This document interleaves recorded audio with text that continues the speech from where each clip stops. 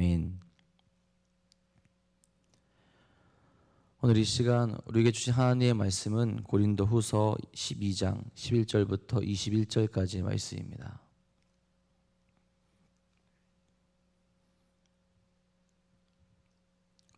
고린도후서 12장 11절부터 21절까지의 말씀입니다. 오늘 우리에게 주신 하나님의 말씀 다 같이 한 목소리로 받들어 읽도록 하겠습니다. 내가 어리석은 자가 되었으나 너희가 억지로 시킨 것이니 나는 너희에게 칭찬을 받아야 마땅하도다. 내가 아무것도 아니나 지극히 크다는 사도들보다 조금도 부족하지 아니하니라. 사도의 표가 된 것은 내가 너희 가운데서 모든 참음과 표적과 기사와 능력을 행한 것이라. 내 자신이 너희에게 배를 끼치지 아니한 일밖에 다른 교회보다 부족하게 한 것이 무엇이 있느냐. 너희는 나의 이 공평하지 못하는 것을 용서하라. 보라, 내가 이제 세 번째 너희에게 가기를 준비하였으나 너희에게 배를 끼치지 아니하리라. 내가 구하는 것은 너희의 재물이 아니요 오직 너희니라. 어린아이가 부모를 위하여 재물을 저축하는 것이 아니요 부모가 어린아이를 위하여 하느니라. 내가 너희 영혼을 위하여 크게 기뻐함으로 재물을 사용하고 또 내 자신까지도 내어주리니 너희를 더욱 사랑할수록 나는 사랑을 덜 받겠느냐. 하여간 어떤 이의 말이 내가 너희에게 짐을 지우지 아니하였을지라도 교활한 자가 되어 너희를 속임수로 취하였다 하니 내가 너희에게 보낸 자 중에 누구로 너희의 이득을 취하더냐. 내가 디도를 권하고 함께한 형제를 보내었으니 디도가 너희의 이득을 취하더냐. 우리가 동일한 성령으로 행하지 아니하더냐. 동일한 보조로 하지 아니하더냐. 너희는 이때까지 우리가 자기 변명하는 줄로 생각하는구나. 우리는 그리스도 안에서 하나님 앞에 말하노라. 사랑하는 자들아, 이 모든 것은 너희의 덕을 세우기 위함이니라. 내가 갈 때 너희를 내가 원하는 것과 같이 보지 못하고 또 내가 너희에게 너희가 원하지 않는 것과 같이 보일까 두려워하며 또 다툼과 시기와 분쟁과 당짓는 것과 비방과 수군거림과 거만함과 혼란이 있을까 두려워하고 또 내가 다시 갈 때 내 하나님이 나를 너희 앞에서 낮추실까 두려워하고 또 내가 전에 죄를 지은 여러 사람의 그 행한 바 더러움과 음란함과 호색함을 회개하지 아니함 때문에 슬퍼할까 두려워하노라. 아멘. 오늘도 우리를 은혜의 길로 인도하신 하나님과 동행하시는 귀한 하루 되시길 간절히 소망합니다. 여러분, 우리가 사람이나 세상을 바라보게 될 때 어떤 기준으로 그들을 바라보고 있습니까? 대부분 내가 기준일 때가 참 많이 있죠. 내 생각과 내 판단으로 그것을 믿으며 바라보게 될 때가 참 많이 있습니다. 그런데 그렇게 바라보다 보면 실수를 할 때도 있죠. 인간은 완벽한 존재가 아니기 때문에 내가 생각하고 있는 것, 또 내가 판단하게 되는 것이 모두 완벽하지도 않고 다 맞을 수도 없습니다. 그러다 보면 그로 인하여서 누군가에게 상처를 줄 수 있다라는 거죠. 그런데 더 큰 문제는 무엇이냐? 그 사실을 인정하려고 하지도 않고 내 생각에서 벗어나려 하지 않을 때가 더 큰 문제라는 거죠. 그것이 잘못되었다는 것을 안다면 빨리 돌이키고 올바른 길로 또 우리가 바라봐야 될 옳은 길로 바라볼 수 있어야 되는데 그러지 못할 때 더 큰 문제가 생기게 된다라는 겁니다. 제가 군대에서 전역하기 한 일주일, 2주일 전에 아주 힘든 일을 겪었습니다. 무엇이냐? 당직 근무를 서고 있었는데 제 당직 근무 다음 시간에 저희 부대에 있었던 고위 근무 당직자, 고위 근무자 중에 한 명이 저희가 근무하는 뻘 쪽에 들어간다라는 이야기를 들었어요. 근데 제 당직 시간에 들어간 건 아니어서 다음 당직자에게 그것을 이야기해 줬습니다. 네 당직 시간에 이 사람들이 거기에 들어간다고 하니 우리 보고 계통에 따라서 잘 보고를 해라라고 하고 저는 들어가서 잤습니다. 다음 날 엄청나게 큰 문제가 생긴 거예요. 어떤 것이냐? 이 보고를 제 다음 당직자가 제대로 하지 않았고 그리고 이것을 저희 지휘관이 알게 되었는데 이 고위 지휘관이 이것을 자랑하다가 저희 이제 지휘자가 그걸 알게 된 거예요. 그러니까 문제가 된 겁니다. 그래서 그냥 그 당직자들이 잘 얘기했으면 되는데 제 다음 당직자가 누구한테 들었냐라고 물었을 때 저한테 들었다고 얘기를 한 거예요. 그래서 어떤 오해가 생기게 되었느냐? 제 당직 때 그 사람들이 들어가서 제가 당직 때 보고하지 않았기 때문에 이런 문제가 생겼다. 그래서 저뿐만 아니라 그 시간에 있었던 모든 당직자들이 전부 징계를 받게 되었어요. 휴가를 이틀씩 잘리고 굉장히 큰 어려움을 겪게 되었습니다. 그래서 억울하니까 제가 가서 대표로 가서 이야기를 했어요. 저희 당직 때 들어간 게 아니고 다음 당직 때 들어갔는데 이게 제대로 된 것 같지 않다. 저희는 좀 억울한 부분이 있다라고 얘기를 했더니 듣지를 않더라고요. 계속해서 이야기하는 게 너희가 잘못했다. 너희가 그걸 제대로 하지 않았다라는 이야기만 반복하면서 저희 이야기를 들으려고 하지 않게 되더라고요. 그래서 그 당시에 저와 같이 있었던 아무 잘못도 없는 사람들이 다 당직 때문에 휴가를 잘리게 되고 또 그것 때문에 계속해서 몇 달 동안 고생을 했다라는 이야기를 제가 후에 듣게 되었습니다. 전 2주일 때 이제 전역해서 2주 동안만 고생을 받았고요. 이런 모습들, 이런 어려움들이 우리에게 일어날 수 있게 되죠. 근데 반대로 우리가 이런 모습을 가지게 될 때도 있습니다. 누군가에게 나의 잘못된 것, 내가 오해하고 있는 것을 들었는데도 불구하고 나의 고집과 나의 생각과 내 판단을 믿으며 고치려 하지 않을 때가 많이 있다라는 거예요. 특별히 이런 모습이 우리 믿음 가운데 나아가게 될 때, 신앙인으로서 살아갈 때 그 신앙인의 모습 가운데 들어가게 될 때 더 큰 위험이 생기게 되죠. 신앙인들이 이런 편견을 갖추게 될 때가 더욱더 우리의 마음을 어렵게 하고 서로를 힘들게 만듭니다.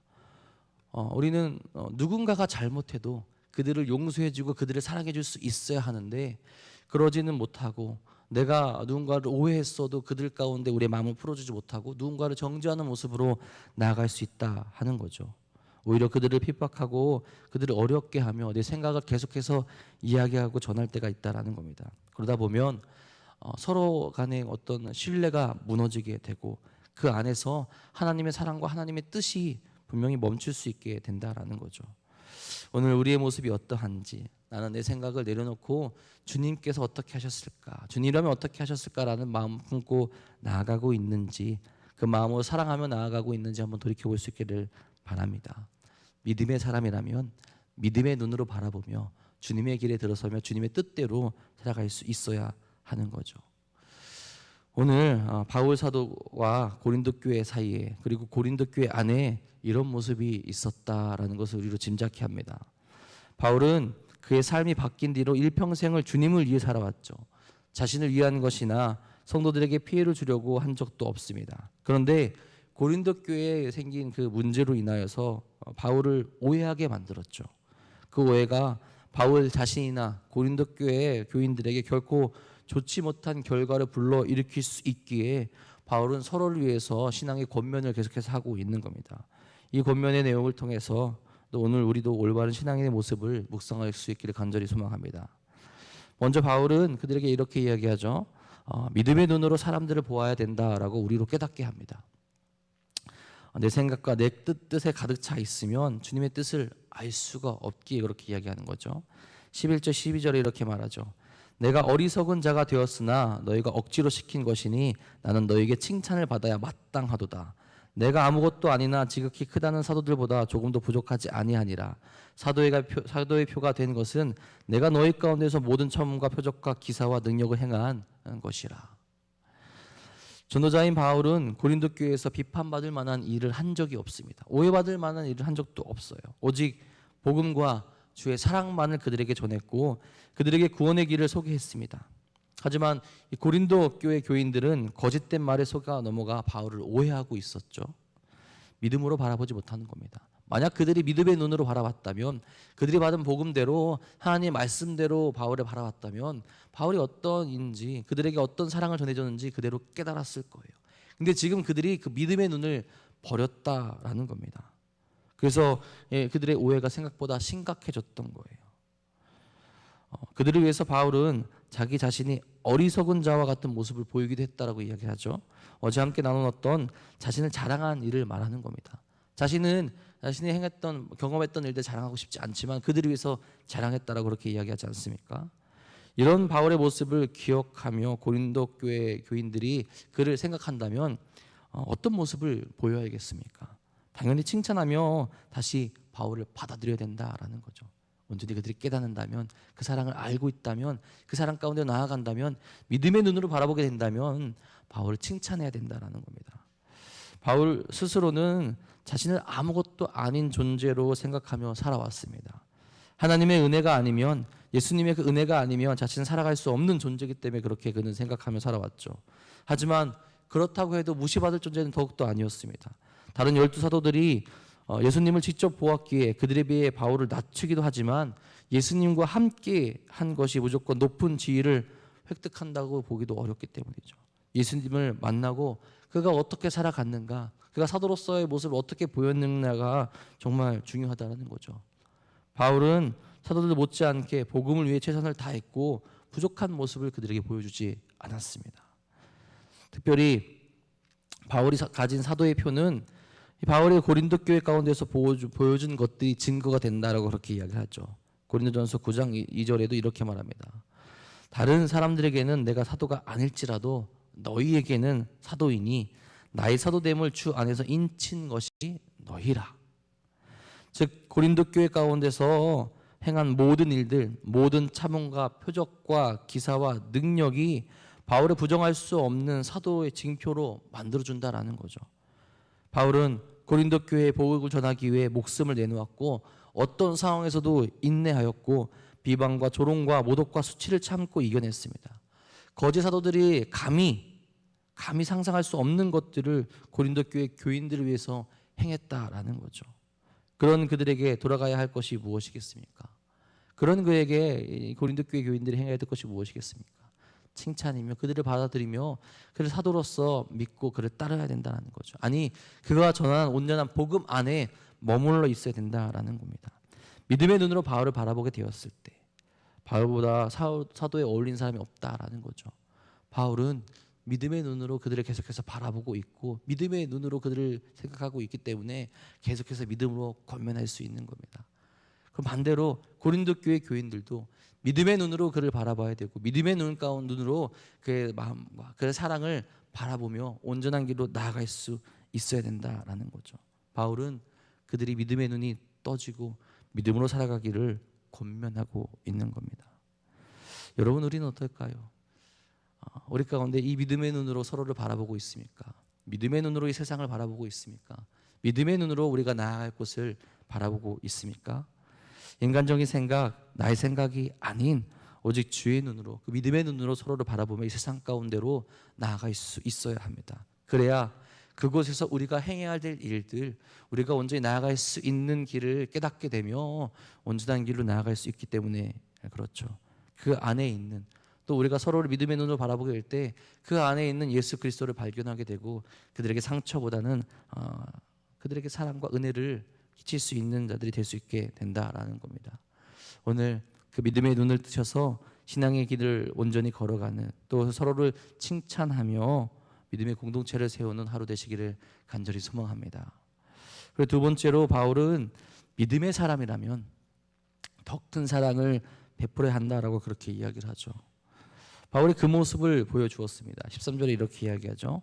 내 자신이 너희에게 폐를 끼치지 아니한 일 밖에 다른 교회보다 부족하게 하는 것이 무엇이 있느냐? 너희는 나의 공평하지 못한 것을 용서하라.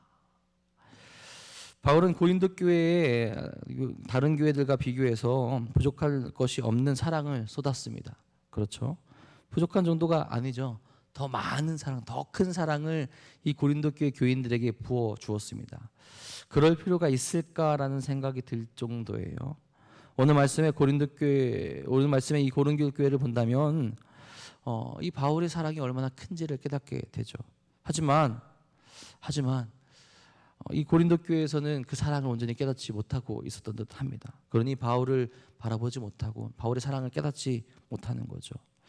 바울은 그들에게 경제적인 부담도 끼치지 않았다라고 이야기를 해요. 그럼에도 더 큰 사랑을 쏟게 됩니다.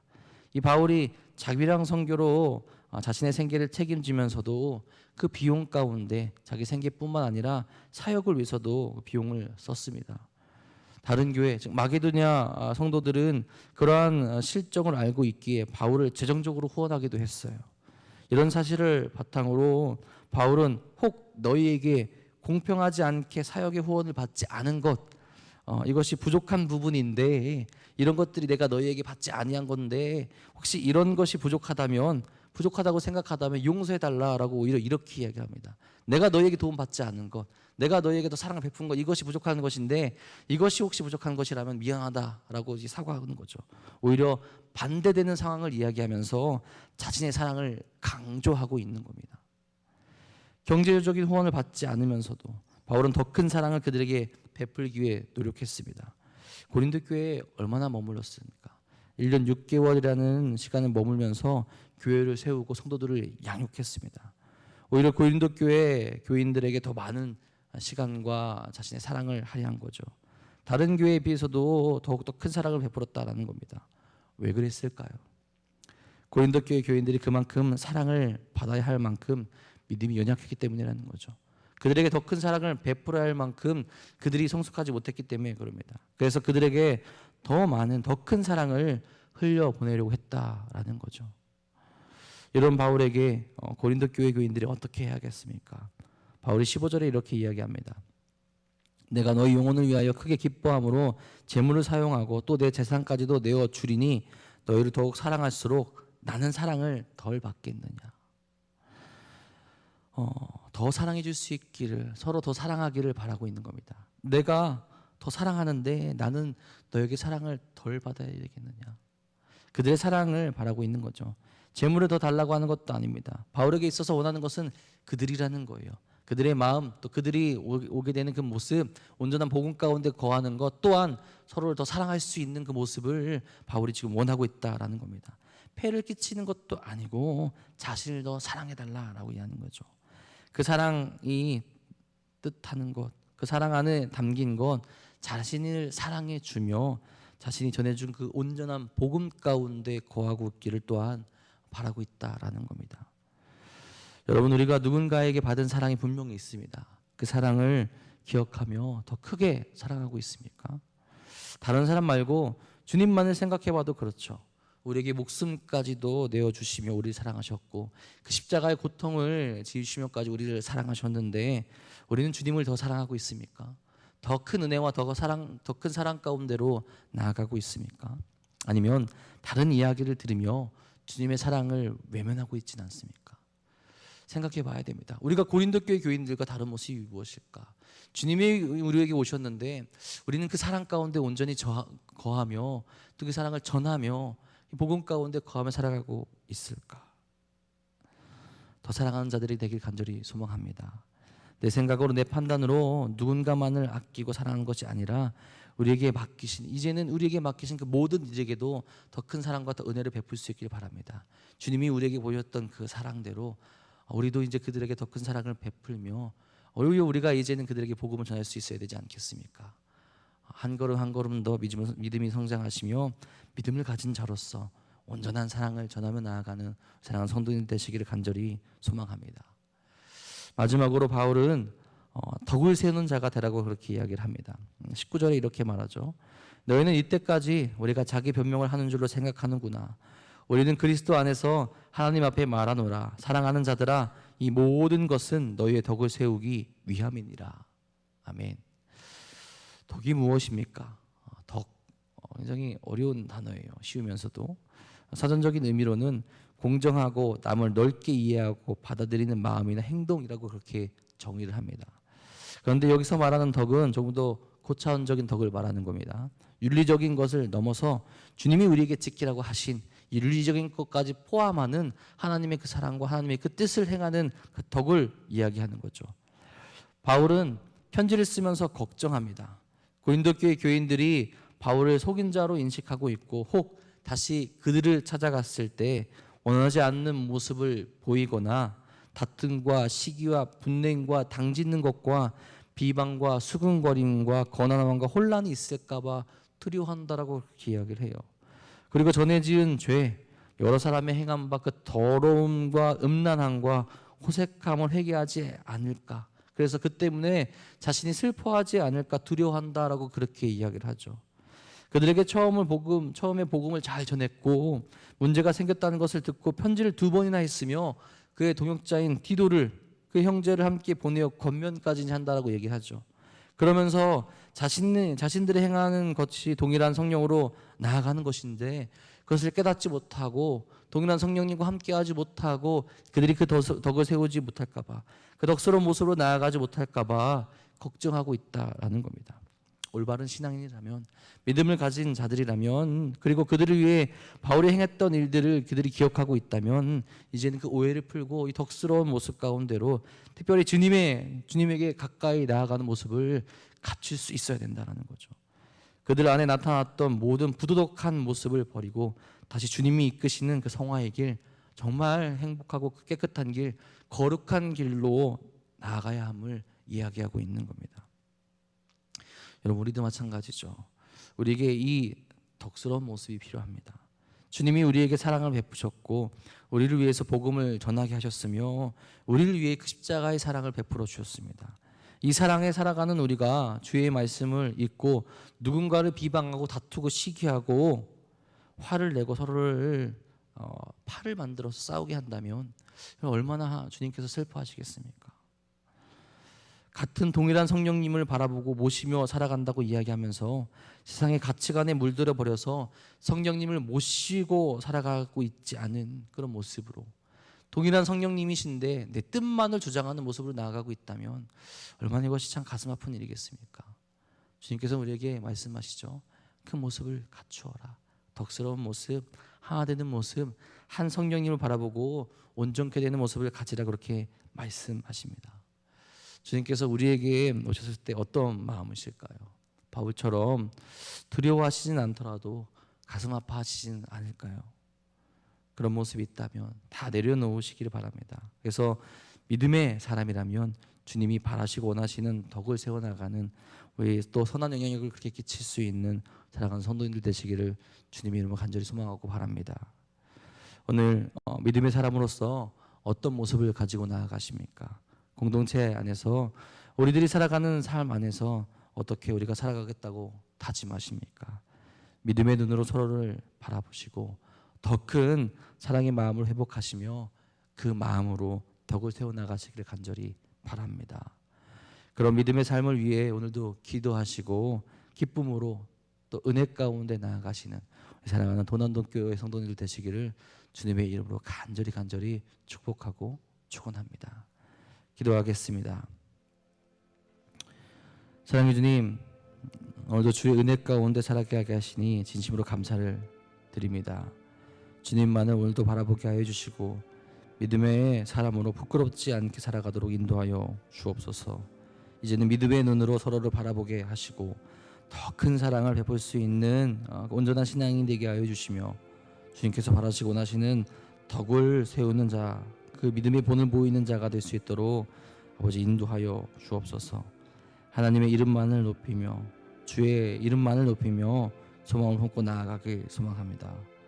아직 부족하고 세상 가운데 흔들리지만 주여 그런 저희들에게 주여 힘과 능력 허락하여 주셔서 온전히 세상 가운데 나아갈 수 있도록 인도하여 주옵소서. 오늘도 주 앞에 나오는 사랑하는 성도들에게 주의 귀한 은혜를 허락하여 주사 세상 가운데도 승리케 하여 주시고 아버지의 말씀을 마음에 받아들여 담대하게 나아가게 하여 주옵소서. 때론 항상 우리의 힘으로 할 수 없음을 고백합니다. 주님, 저희들을 불쌍히 여겨주셔서 주의 능력으로 일어나게 하여 주옵소서.